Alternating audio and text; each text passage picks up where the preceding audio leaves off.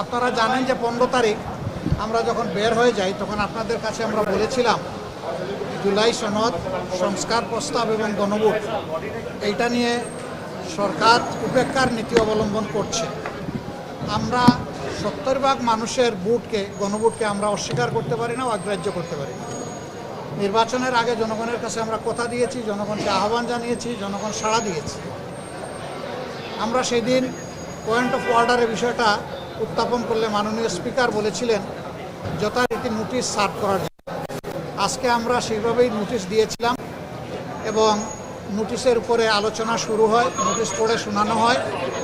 তারপরে অনেক বাধা এসেছে, আপনারা হয়তো দেখেছেন, স্বাভাবিকভাবে না দেখার কথা না, দফায় দফায় বাধা এসেছে।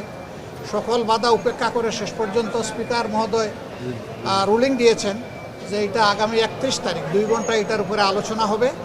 এরপরে আলোচনায় কি হয় আমরা দেখব ইনশাল্লাহ। তবে আমরা আশা করব যে এখানে সরকারি দল তারা আমাদেরকে সহযোগিতা করবেন। আমরা সকলেই অঙ্গীকারবদ্ধ ছিলাম যে অর্ডারে জাতীয় সংসদের নির্বাচন হয়েছে সেই একই অর্ডারে গণভোটও অনুষ্ঠিত হয়েছে। একটা জায়েজ আর একটা না জায়েজ এটা হতে পারে না। জুল হারাম আর গুস্ত হালাল এটা হওয়ার কোনো প্রশ্নই উঠে না। যদি নাজাইজ হয় দুইটাই নাজাইজ হয়ে যাবে। এই সংসদ স্বাভাবিকভাবে গঠিত হয়নি, একটা বিশেষ প্রেক্ষাপটে অনেক ত্যাগ এবং কুরবানি, অনেক রক্তের উপর এই সংসদ গঠিত হয়েছে।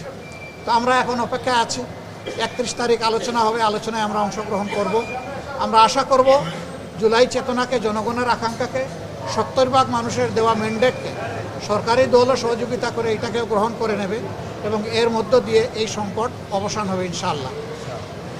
বিরোধী নেতা, এর আগে স্পিকার আপনাদেরকে বলেছিলেন নোটিশ দেওয়ার জন্য, আজকে আপনারা নোটিশ দিলেন, কিন্তু আমরা দেখছিলাম স্বরাষ্ট্রমন্ত্রী সহ সরকার দলের কিছু আপনাদেরকে বাধা দিচ্ছিল বিষয়টা নিয়ে। এটা হওয়ার কারণ কি? কারণ আপনারা তো নোটিশ দিলেন।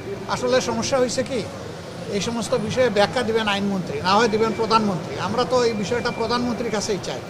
তো স্বরাষ্ট্রমন্ত্রী সাহেব প্রথম দিন থেকেই সব বিষয়ে তিনি নিজে একটা বক্তব্য রাখেন। এমনকি দুঃখজনক হলেও সত্য যে স্পিকারের রুলিং দেওয়ার পরেও তিনি কথা বলতে চান।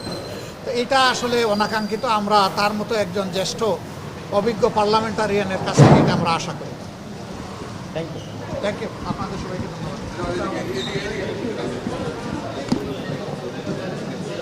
কোনটা